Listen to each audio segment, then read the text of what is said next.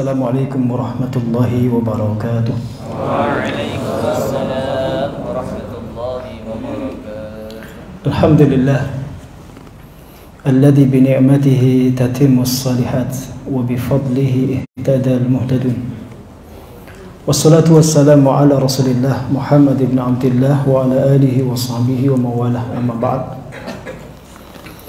Faqad qala ta'ala fi kitabihil karim wa huwa asdaqul qailin afala yatadabbaruna al-Qur'an walau kana min 'indi ghairi Allahi lawajadu fihi ikhtilafan katsiran.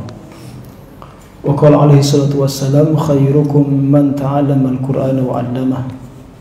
Sadaqallahul 'azim wa sadaqa rasulul karim wa nahnu 'ala dzalika minasyahidin. Bapak Ibu jemaah seluruh santri yang kami cintai, alhamdulillah kita kembali dipertemukan oleh Allah Subhanahu wa taala. Dipertemukan dalam kondisi iman dan Islam, dipertemukan dalam kondisi sehat walafiat insyaallah.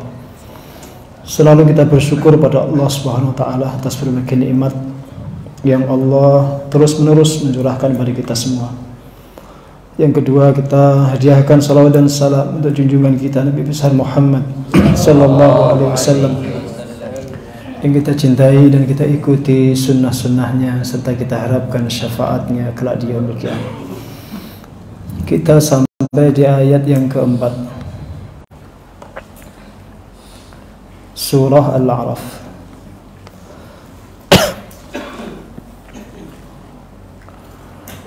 A'udzu billahi minasy syaithanir rajim.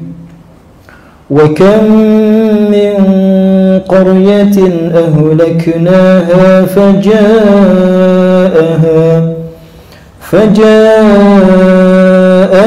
ba'suna bayatan aw hum qailun fama kana da'wahum idh ja'ahum ba'suna illa an qalu inna kunna zalimin falanas'alanna alladhina ursila ilayhim wa lanas'alanna al-mursalin falanaqussanna 'alayhim bi'ilm wa ma kunna ghaibin. Dibaca semuanya.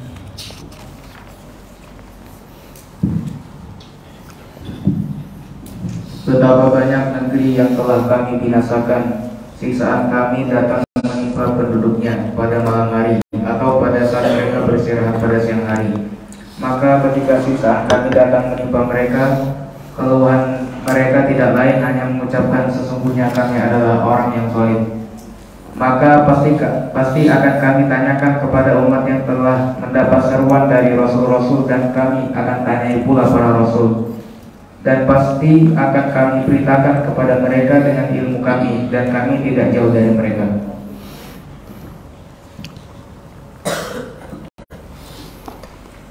Wa kam min qaryatin, wa kam min qaryatin, dan betapa banyak suatu negeri, betapa banyak negeri-negeri ahlaknaha yang kami telah membinasakannya. Faja'aha, ifa'nya di sini diperselisihkan maknanya oleh ulama, apakah li ajli ta'qib atau bima'nal waw. Kalau dimaknai dengan waw berarti dan datanglah kepada negeri tersebut ba'suna, azab kami, bayatan, pada suatu malam, auhum qailun, atau ketika mereka sedang istirahat siang.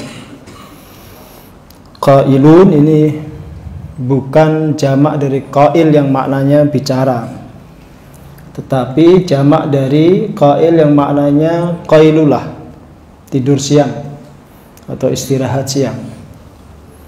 Fama kana da'wahum, tidaklah ada seruan mereka itu, Ija'ahum ba'suna, ketika datang kepada mereka azab kami, illa kecuali an qalu, mereka berkata, inna, sesungguhnya kami, kunna, dahulu kami, zalimin, adalah orang-orang yang zalim. Falanas'alanna alladhina ursila ilaihim, falanas'alanna, maka benar-benar kami akan bertanya, menanyai, alladzina ursila ilaihim, kaum yang diutus kepada mereka utusan kami itu. Wala nas'alannal mursalin, dan kami benar-benar akan bertanya pula kepada para rasul-rasul kami. Fala naqussanna alaihim, maka benar-benar pula kami akan menceritakan alaihim kepada mereka bi'ilmin, dengan ilmu, dengan kepastian. Wa ma kunna ghaibin, dan kami, kata Allah, tidak pernah jauh dari mereka. Ghaib itu maksudnya tidak berada di lokasi itu, ghaib. Kami selalu ada di lokasi mereka atau berdekatan dengan mereka. Baik, kita baca ya. Yaqulu ta'ala wa kam ahlakna wa kam min qaryatin ahlaknaha. Allah Ta'ala berfirman, wa kam min qaryatin ahlaknaha, ay bi mukhalafati rusulina, karena sebab mereka menyelisihi rasul-rasul kami, wa takdzibihim, dan mendustakan rasul-rasul kami. Fa'aqabahum dzalika khizyud dunya, lalu atas sebab hal itu mereka tertimpa kehinaan di dunia. Mausulan bidzilil akhirah, disambung dengan kehinaan di akhirat. Kama qala ta'ala, sebagaimana Allah juga berfirman, walaqad istuhzi'a birusulin min qablika fahaqa billadzina sakhiru minhum ma kanu bihi yastahzi'un. Dan sungguh benar-benar rasul-rasul itu dihina sebelum kamu, wahai Muhammad, lalu berlaku terhadap orang-orang yang menghina itu apa yang dahulu mereka perolok-olok. Wa ka qaulihi ta'ala, fa ka'ayyin min qaryatin ahlaknaha wa hiya zalimatun fa hiya khawiyatun ala urushiha wa bi'rin mu'attalatin wa qasrin masyid. Serupa dengan ayat itu maksudnya. Wa qala ta'ala, juga Allah berfirman di ayat yang lain, wa kam ahlakna min qaryatin batirat ma'isyatuha fatilka masakinuhum lam tuskan min ba'dihim illa qalilan wa kunna nahnul warisin. Dan seterusnya beliau mengutip beberapa ayat ini. Terus beliau melanjutkan, faja'aha ba'suna bayatan aw hum qailun. Itu lanjutan ayatnya. Ay fakana minhum man ja'ahu amrullahi wa ba'suhu wa nikmatuhu bayatan ay lailan. Lalu datanglah perkara atau keputusan dari Allah berupa azabnya dan juga hukumannya pada malam hari. Itu bayatan ay lailan, maknanya malam hari. Auhum qailun, kata qailun itu minal qailulah, dari kata qailulah. Wa hiya istirahatu wasatan nahar. Qailulah itu adalah istirahat di tengah hari, di tengah siang. Istirahat sebentar di siang hari. Wakilal waqtaini, kenapa dipilih dua waktu itu untuk turunnya azab? Wakilal waqtaini, dua waktu ini waktu ghaflatin walahwin. Itu waktu lalai, ya, waktu ketika manusia lalai dan manusia sedang bersenda gurau, ya, tidak dalam kondisi sadar atau terjaga. Kama qala ta'ala, sebagaimana Allah Ta'ala juga berfirman, afa amina ahlul qura ayyatiyahum ba'suna bayatan wa hum naimun. Awa amina ahlul qura ayyatiyahum ba'suna duhan wa hum yal'abun. Terus waqal afa amina alladhina makarus sayyiati ay yakhsifa Allahu bihimul arda aw ya'tiyahumul azabu min haitsu la yash'urun. Itu intinya. Jadi ketika azab turun itu la yash'urun, mereka tidak sadar. Dalam kondisi la yash'urun, tidak sadar. Ini ayat yang keempat ya, kita bahas dulu. kata kam di sini itu bukan kam istifham, tapi kam khobariyah. Jadi bukan kam istifhamiyah. Maknanya bukan berapa, tetapi khabar li ajli taksir, untuk menunjukkan betapa banyak. Banyak itu yang tidak terhitung. Itu seperti ketika Rasul bersabda, kam min shaimin laisa lahu min siyamihi illal ju'a wal atash. Betapa banyak orang yang puasa, dia tidak mendapati apapun dari puasanya kecuali lapar dan dahaga. Itu kam, sama dengan ayat ini. Nah, di sini santri harus paham bahwa penggunaan istifham atau penggunaan adatul istifham itu tergantung konteks kalimat. Ada yang dipakai betul-betul untuk bertanya, tapi ada yang adatul istifham itu dipakai untuk mengabarkan. Ya, untuk mengabarkan. Seperti di sini. Allah mengabarkan bahwa terlalu banyak negeri-negeri yang telah kami binasakan. Yang kalau diceritakan mungkin kitab suci kita ini terlalu tebal mungkin. Maka kadang hanya dikutipkan sebagian, kehancuran kaum Samud, kehancuran kaum Ad. Umpamanya itu sekedar diceritakan, bukan satu-satunya, terlalu banyak. Bahkan ada satu negeri yang dihancurkan terlalu dahsyat, negeri Sodom itu umpamanya. Ya, negerinya Nabi Lut alaihissalam, yang kehancurannya itu terlalu dahsyat itu. Karena diaduk-aduk tanahnya, jadi yang bawah dinaikkan ke atas, yang atas dijatuhkan ke bawah, dan dihujani api, bola api dari langit. Hancur sehancur-hancurnya. Nggak tersisa, semuanya binasa, termasuk istrinya Nabi Lut. Allah mengingatkan kita di sini lewat Rasul. Diceritakan bahwa banyak sekali negeri-negeri yang telah kami hancurkan, dan nanti diceritakan sebab dihancurkannya itu apa. Tujuannya apa? Untuk memberikan peringatan kepada kita agar kita tidak mengulang kesalahan-kesalahan mereka itu. Agar kita waspada bahwa langit itu selalu melihat bumi. Ya, langit itu selalu mengawasi bumi. Jadi jangan dikira bumi itu tidak diteropong terus oleh langit. Inna rabbaka labil mirsad. Inna rabbaka labil mirsad. Jelas ya? Ini konteksnya. Wa kam min qaryatin. Dan min di situ punya fungsi tidak hanya untuk menjarkan kata qaryatin, tapi juga untuk menunjukkan bahwa qaryah, negeri yang dihancurkan itu banyak. Nggak hanya satu dua, itu banyak, terlalu banyak. Mungkin ada juga di sebagian negeri Nusantara ini yang dulu dihancurkan Allah. Ada cerita yang sangat terkenal di dekat Magelang atau Wonosobo itu. Ada satu kampung yang ditutupi Allah dengan gunung. Ada satu desa namanya Lagetang itu, ditutup dengan gunung Pangamun-ngamun itu. Gunungnya jalan pindah, nutupi desa itu. Semua tertimbun oleh gunung, tidak ada yang selamat. Dan itu terjadi bayatan, malam hari. Bayatan, malam hari. Waktu lengah itu. Nah, dari kata bayatan itu pula kita mendengar kata mabit. Bata yabitu, maknanya apa? Bermalam. Tempat di mana orang bermalam itu disebutnya bait, rumah. Rumah itu aslinya ditempati untuk bermalam. Itu dari kata bata yabitu bayatan.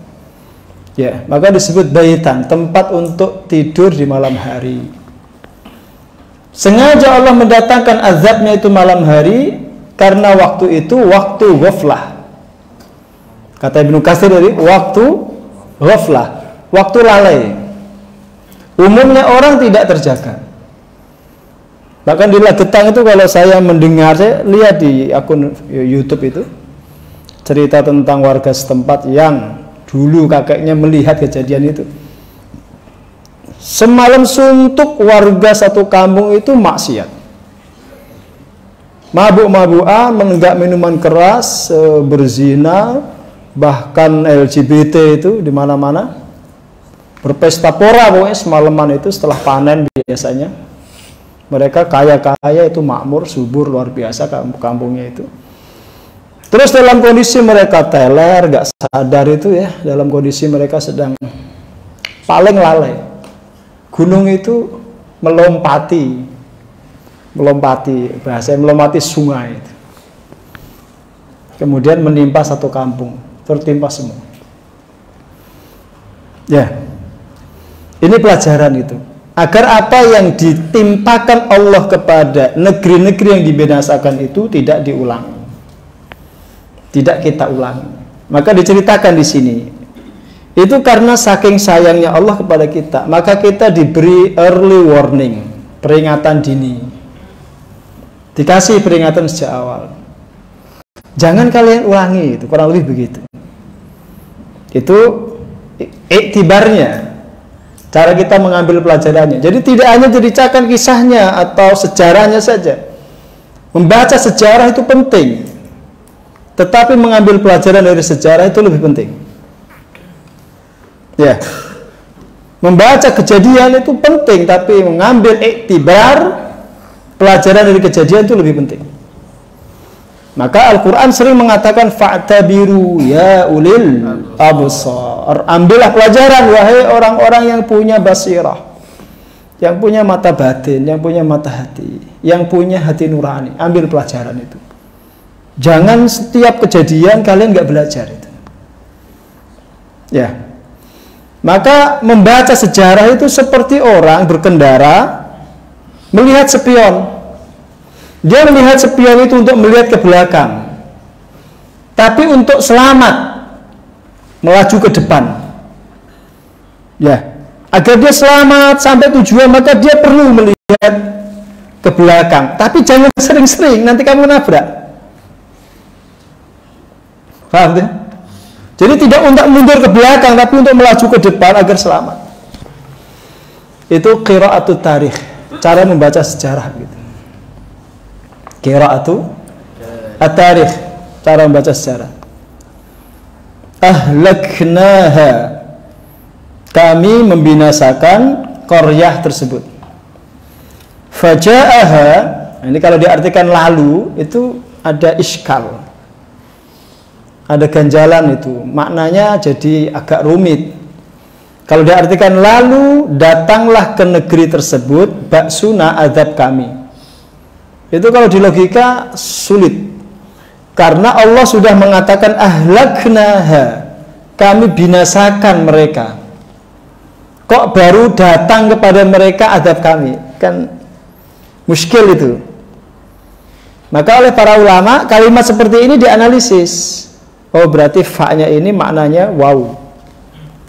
Bukan fa yang artinya lalu, tapi dan.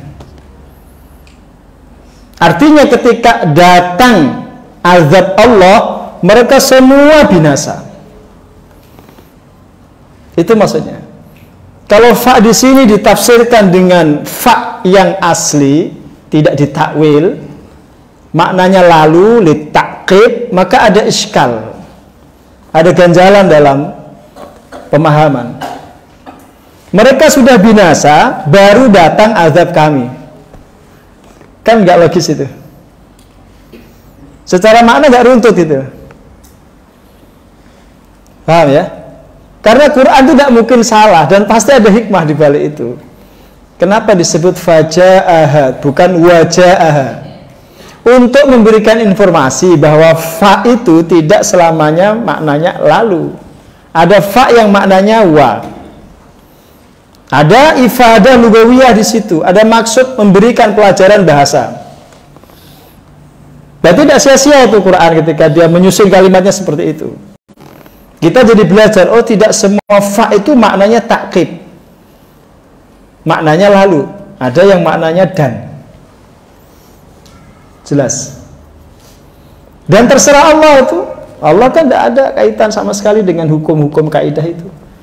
Berarti kita yang mengambil kaidah itu dari Quran. Oh berarti fa itu ada yang maknanya wa.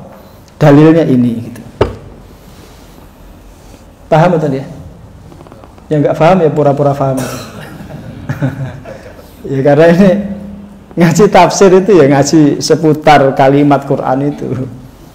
Kalau pelajarannya tadi sudah jenengan dapat. Jelas ya? Terus bayatan itu dzarfu makan, dzarfu zaman.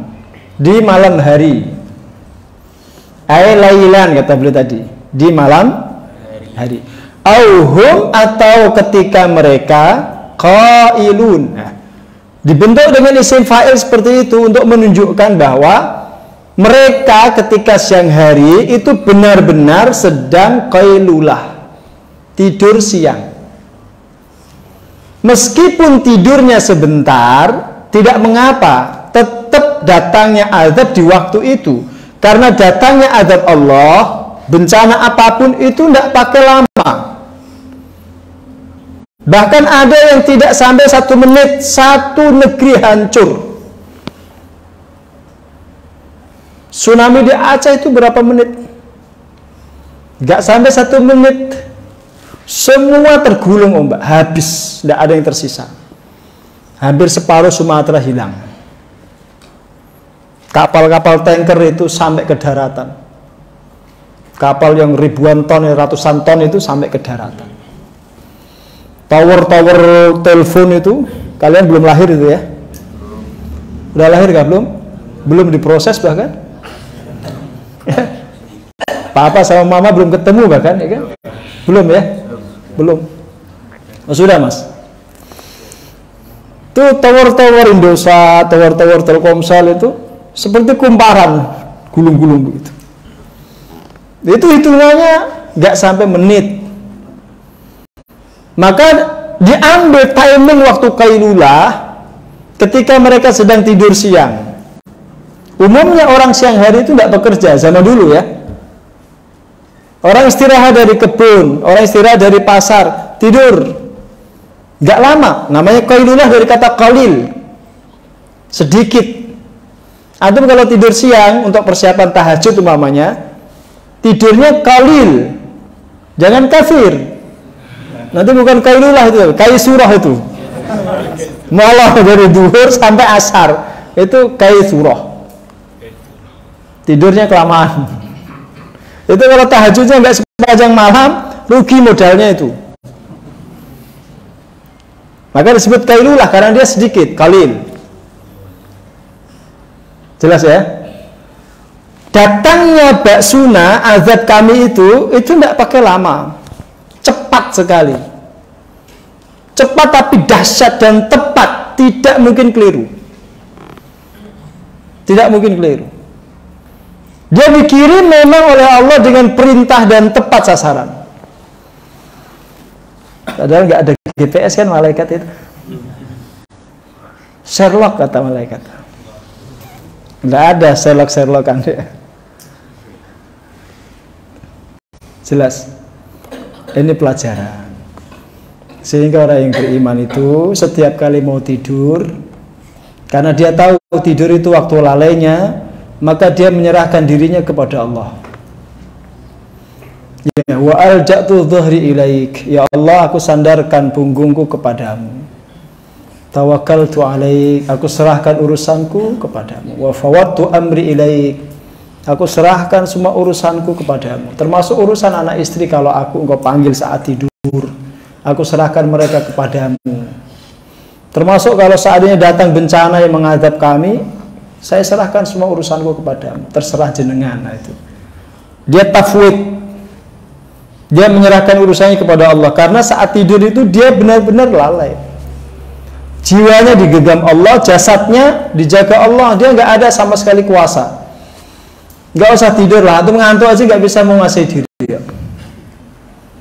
Tadi saya pas perjalanan siang tadi itu ada mbak-mbak ngantuk di sini nih.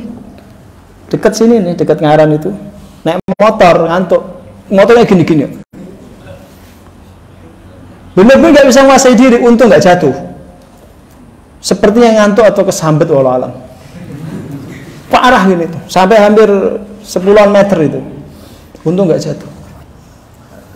Nggak bisa menguasai diri. Maka Sayyidina Ali mengatakan, makhluk di dunia ini yang paling kuat itu rasa kantuk. Yang siapapun kalau diserang, jenderal paling gagah sekalipun tetap teler. Mbok kiai ilmunya sudah langit, kalau sudah kena ngantuk tidur dia tetap. Gak bisa dia tahan.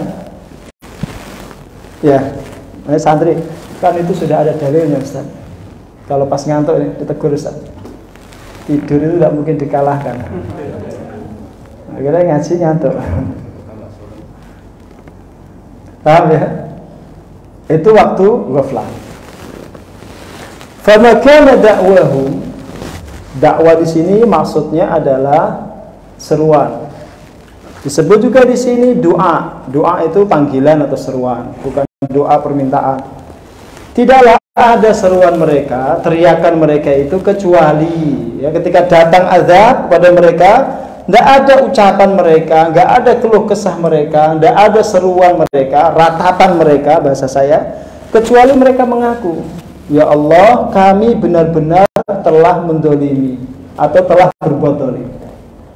Maka Nabi menyatakan dalam sebuah hadis, tidak ada satupun kebinasaan menimpa satu negeri atau menimpa seseorang kecuali dia pasti mengakui apa yang telah dia lakukan.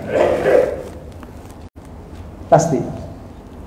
Sama itu nanti ketika manusia betul-betul dihadapkan pada neraka, dia baru fa'tarafna bidunubina, kami mengakui dosa-dosa kami. Kalau tidak ada pernyataan itu, manusia ini belum diseret ke neraka. Harus ada iktiraf dulu, dia mengakui dosanya dan dia mengakui layak untuk diazab, baru dibawa ke neraka. Itu adilnya Allah. Kalau dia masih berargumentasi, dia masih berhujah, belum dilayani sama Allah,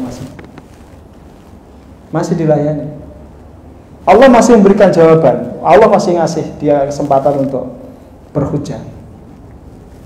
Maka kalau antum baca dalam banyak kisah, rata-rata orang yang diuji Allah dengan bencana, setelah selamat dia akan tobat. Ada orang mati suri 15 tahun. Saat mati surinya dia diperlihatkan berbagai macam yang gaib. Bangun dia tobat. Baru sadar kalau akhirat itu ada. Dikiranya guyon. Karena belum ngalami maka dia nggak percaya. Ada kan yang ceramahnya begitu?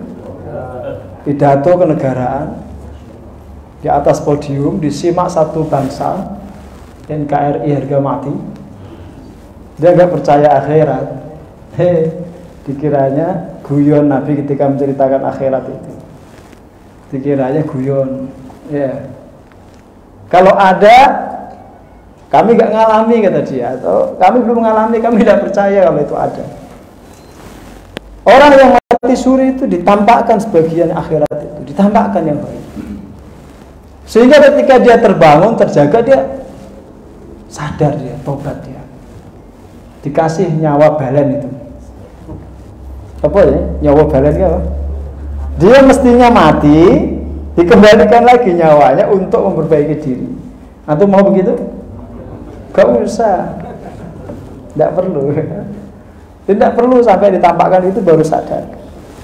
Jangan menjadi orang yang bebal. Jangan jadi orang-orang yang keras kepala, yang keras hati, mengalami berbagai macam keburukan, penyiksaan, azab, baru sadar. Jangan. Paham ya? Baru sadar, jangan begitu. Itu keras hatinya kalau begitu. Saya bacakan hadis yang tadi saya ceritakan. Yang pertama, kalimat Rasulullah. Mahalaka qaumun hatta yu'dhiru min anfusihim. Tidaklah binasa suatu kaum hingga mereka menyadari atau mengakui kekeliruan dirinya. Itu terjemahan saya ya. Mungkin kalau di terjemahan yang ada itu mungkin nggak seperti itu. Ya boleh aja. Terjemah itu kan seni kan. Terus kata Rasulullah, kalimatnya hampir sama. Ma halaka qaumun hatta yu'dhiru min anfusihim. Hampir sama kalimat.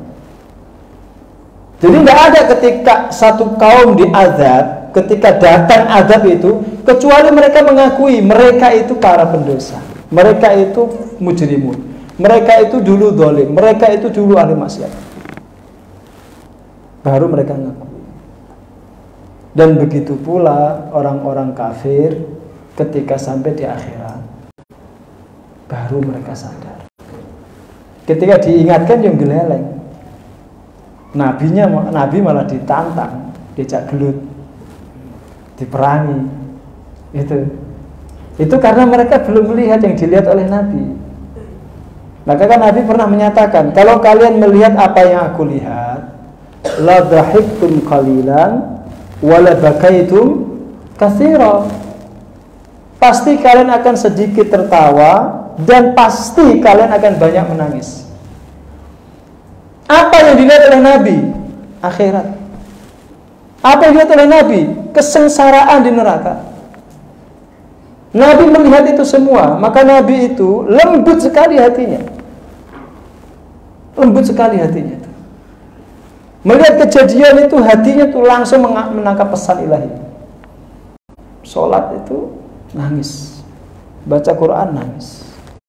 Sampai Nabi menceritakan Quran itu diturunkan dalam kondisi kesedihan. Maka kalau antum baca Quran itu dianjurkan dengan suara yang menandakan kesedihan memang. Seperti kidung yang menyayat hati itu. Ya, tilawahnya Ihsan tuh, mana Ihsan?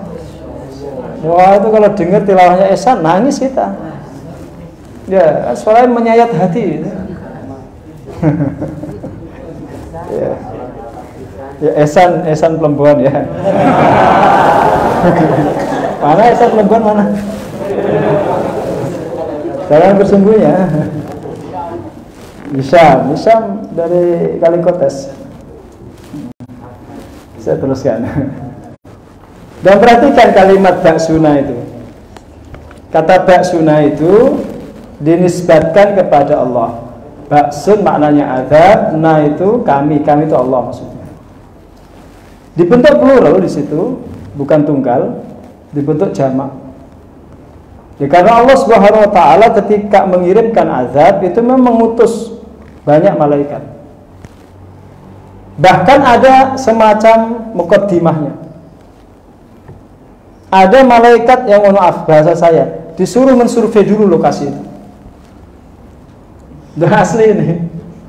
Jadi ketika kaumnya Nabi Lut mau diazab Allah, itu ada serombongan malaikat mampir ke rumah Nabi Ibrahim. Karena tampilannya itu seperti laki-laki, seperti manusia, Nabi Ibrahim itu menyambut mereka ahlan. Terus Nabi Ibrahim itu ke belakang rumah, motong sapi, disuruh masak istrinya, disuguhkan pada tamunya. Gak ada satupun yang menyentuh makanan. Baru Ibrahim sadar, ini malaikat, gak mungkin manusia. Ya, gak mungkin manusia. Baru makdek gitu Ibrahim, terus la takhaf, jangan kamu takut. Kami diutus kepada kaumnya Nabi Lut. Disuruh mampir ke sini sebentar untuk memberikan kabar kepadamu, kabar gembira, istrimu akan melahirkan, akan punya anak. Padahal istrinya dalam kondisi mandul. Jadi dia mampir. Jadi sekali dayung 30 terlampaui. Ya. Itu malaikat yang diutus itu mampir dulu ke rumah Nabi Ibrahim, singgah sejenak untuk menuju kaumnya Nabi Lut. Bahasa saya itu ada survei dulu, itu disurvei. Ya, siapa tahu kaumnya berubah pikiran kan, tobat, sehingga nggak jadi diazab. Dipastikan, oh ya layak, ini layak. Terus kirim pesan ke langit. Baru dijatuhkan azab itu sehabis-habisnya, sekeras-kerasnya.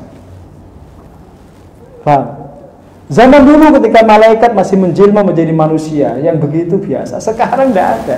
Sehingga tiba-tiba bencana, tiba-tiba gempa, tiba-tiba longsor, tiba-tiba banjir bandang, tiba-tiba angin puting beliung, tidak ada pretest, tidak ada mukaddimah.